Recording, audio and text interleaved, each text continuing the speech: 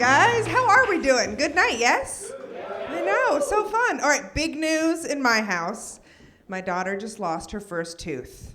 It's a really big deal. It is. When like a kid loses their first baby tooth, they're officially no longer a baby.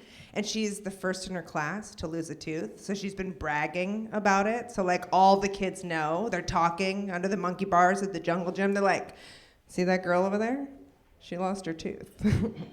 They're all excited because they know that the tooth fairy broke into her house in the middle of the night, stole her childhood, and replaced it with a buck under the pillow.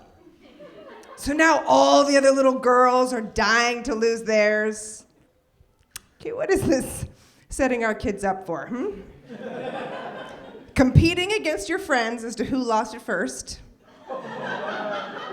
Telling the story of how you lost it, how it hurt, how it bled, and how some stranger left a wad of cash on the mattress.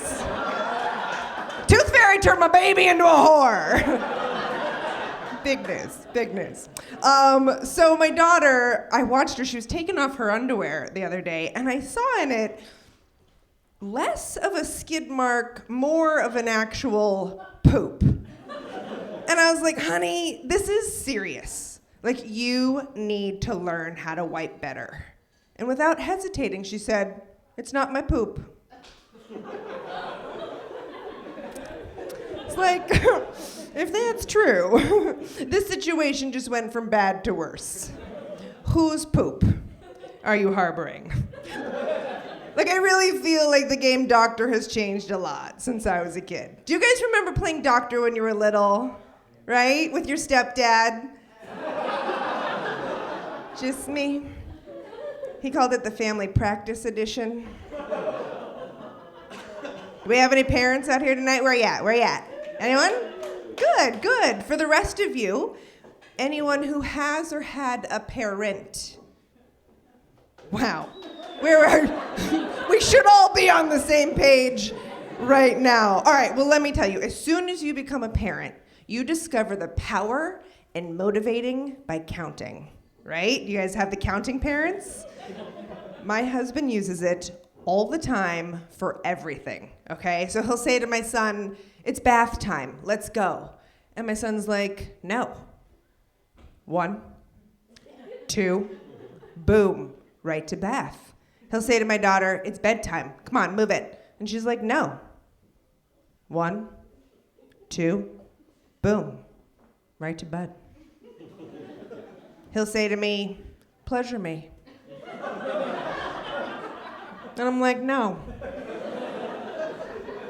1, 2, boom. Just because that's how long he lasts.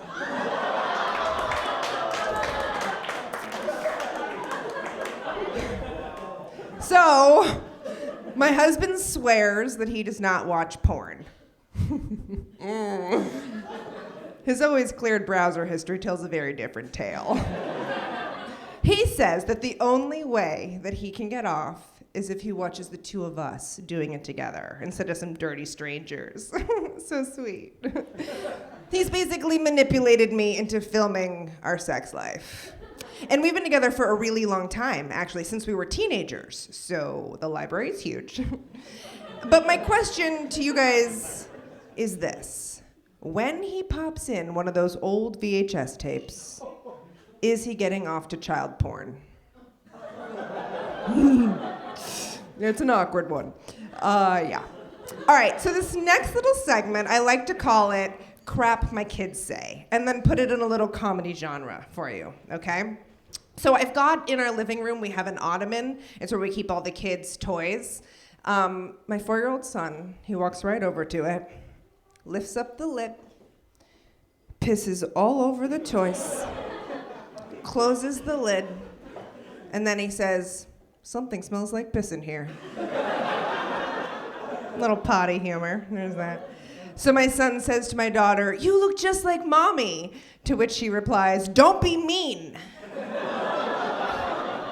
It's like a little old school, your mama's so ugly joke. I'm right here. And you're gonna inherit this flat chest, so joke's on you. My daughter comes home from school the other day and she goes, Mommy, I just learned how the world was created.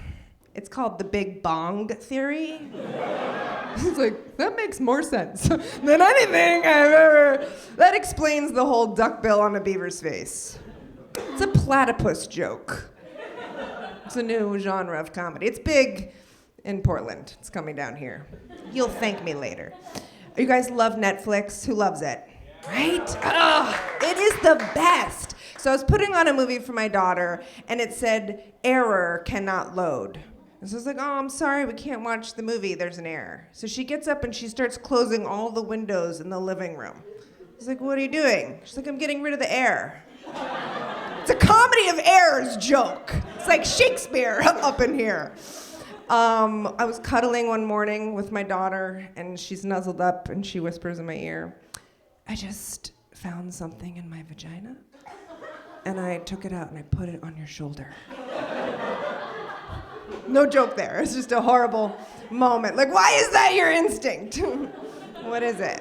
What was that? Why is it that children make everything so incredibly difficult? I was trying to get my daughter to cross a street. That is a simple task, right? That is A to B. It's a straight line. I literally can't get her to move. So I have to entice her by making up a game. Okay? So I tell my daughter the white stripes in the crosswalk, those are actually islands. Tropical islands with white sand beaches.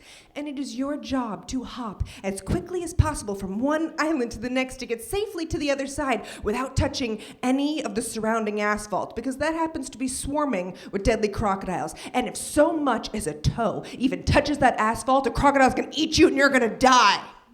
Fun game. She loves it. So there we are the other day, okay, at an intersection, waiting to cross the street, all right? On the other side of the street, there is another family that's waiting to cross this direction towards us, okay? That family happens to be of the African American persuasion. Lights change, we begin. I forget, and I take a step down into the crocodile-infested waters. And my daughter, in the loudest voice in the history of mankind, screams at the top of her lungs, whites only! For reals. I freeze. I see this family staring at my blonde-haired, blue-eyed Nazi youth poster child. And my first instinct is to ditch her.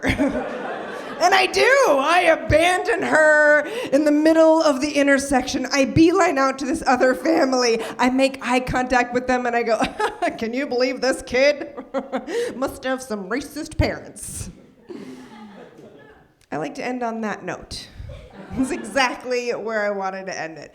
You guys have been great. This was a super fun night. Thank you so much for having me. I'm Nicole Blaine.